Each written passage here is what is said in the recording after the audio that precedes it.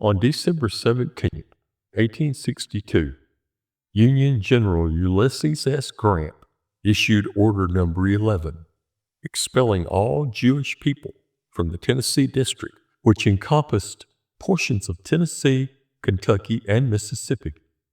Now, during the Civil War between Union forces and Confederate forces attempting to secede from the U.S., the Tennessee District consisted of areas within these southern states that were still held under Union control. General Grant, who would later be elected president, issued his order based on rumors. He blamed them collectively for violating trade regulations and profiteering in Southern cotton. The order led to the forced removal of Jewish families, including long-term residents and Union veterans from cities like Paducah, Kentucky. These views were heavily influenced by the idea that Jewish people engaged in war profiteering. And under Order Number 11, Jewish residents of the Tennessee District were prohibited from obtaining trade licenses and risk imprisonment if they did not leave the district boundaries within 1 day. He believed the black market in Southern cotton was being used to fund the war effort and was being exploited primarily by Jewish traders. So like a curious traveler on a quest, we embark upon a journey of information. Stay with us for a ride into knowledge.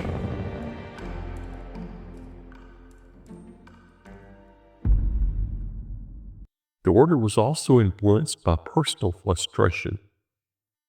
Now, although General Grant had singled only Jews out as smugglers, the generally accepted reason for the expulsion order was he knew that smuggling had been rampant throughout the territory and was by no means a Jewish monopoly. In fact, Grant's own father, Jesse Grant, was engaged in a scheme to move Southern cotton northward. Jesse Grant's partners were Jewish clothing manufacturers. General Grant said the Jews as a class are violating every regulation of trade established by the Treasury Department, and also department orders are hereby expelled from the department within 24 hours from the receipt of this order. Now it read, post commanders will see that all of this class of people be furnished passes and required to leave, and anyone returning after such notification will be arrested and held in confinement until an opportunity occurs of sending them out as prisoners, unless furnished with permit from headquarters. Practically, probably fewer than 100 Jews were seriously affected by the general's orders number 11. But as a result, Jewish families were forced to move with only the belongings they could carry. At the time, Grant was trying to capture Vicksburg, the last major Confederate stronghold on the Mississippi River. Grant's army now effectively controlled much territory in western Tennessee, northern Mississippi, and parts of Kentucky and Arkansas. Grant had to deal with numerous speculators who followed his army in search of cotton. Cotton supplies were very short in the North, and these speculators could buy bales in the captured territories and sell it quickly for a good profit. And in December 1862, Grant's father came to visit him along with friends from Ohio. Grant soon realized that the friends who were Jewish were speculators hoping to gain access to captured cotton. Grant was furious and fired off his order number 11. The fallout from his action was swift, and among the 30 Jewish families expelled from Paducah, Kentucky, was Cesar Kaskel, who rallied support in Congress against the order. And shortly after the uproar, President Abraham Lincoln ordered Grant to rescind the order. Still, General Orders Number 11 had lingering effects. It brought to the surface deep-seated fears that in the wake of the Emancipation Proclamation, Jews might replace blacks as the nation's most despised minority.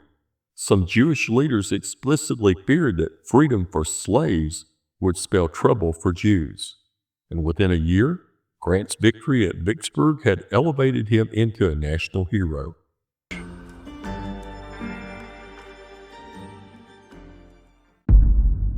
Now, when in 1868 he ran for president on the Republican ticket, the memory of General Orders Number 11 sparked passionate debates between those Jews who extorted him as a hero and those who called him as a latter-day Haman. That's a traditional enemy of the Jewish people. Grant later admitted to his wife that the criticism of his hasty action was well-deserved. And now, as we just said, the incident resurfaced during Grant's 68 presidential campaign, becoming a major issue for the American Jewish community, which debated whether to support him despite his past actions. Grant emerged the winner by a large margin, except perhaps in New York, where he lost by precisely 10,000 votes, and fraud was suspected. The Jewish vote could not have made much difference, though. With the election behind him, Grant permitted a private letter he had penned concerning General Orders Number 11, addressed to his friend, former Congressman Isaac Newton Morris, but really a response to Morris's friend, B'nai B'rith leader Adolph Moses, to be released to the press. It read, "I do not pretend to sustain the order." While his self-serving explanation, the order was issued and sent without any reflection and without thinking of the Jews as a sect or race. It did not bear up well under scrutiny, and Jews were nonetheless thrilled with Grant's forthright and unambiguous concluding declaration. "I have no prejudice against sex or race, but want each individual to be judged by his own merit." Jewish leaders praised the letter as noble and generous. Isaac Mayer Wise, who became the first to publish it, felt sure that it would be read with pleasure by all of our readers. So after his election as president, maybe out of some kind of guilt or payback, Grant appointed more Jews to federal positions than any previous president and advocated for Jewish rights, both domestically and internationally. He became the first U.S. president to attend the declaration of a synagogue in 1876. Some historians argue that Grant sought to atone for General Order Number 11, and his admission marked a significant shift in Jewish American political engagement. Grant also made symbolic and diplomatic strides.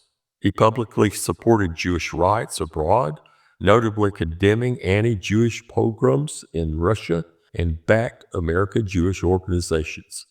These actions signaled a broader inclusion of Jews in American public life than ever before. Because after General Grant, Jews became increasingly prominent in the U.S. government, building on the precedent he had set by appointing more Jewish officials than any prior president. Grant's administration marked a turning point. His appointments and public support for Jewish rights helped shift Jews from political outsiders to recognized participants in American public life. This trend continued in the 20th century, with Jews gaining influence across federal, state, and local governments. Despite issuing the anti-General Order Number 11 in 1862, Ulysses S. Grant later helped Jews significantly during his presidency. Historians note that under Grant, Jews moved from being political outsiders to recognized insiders, making what some call a golden age in American Jewish history. Though his early actions were deeply harmful, his later effects represented a profound shift. Just more food for thought. All right, are y'all ready? Yes. You sure you're ready? Yes. Are you positive you're ready? Yes. Make sure to Like, share, subscribe. Perfect. Thank you. And until we meet again, stay curious, fellow travelers, and have a great day.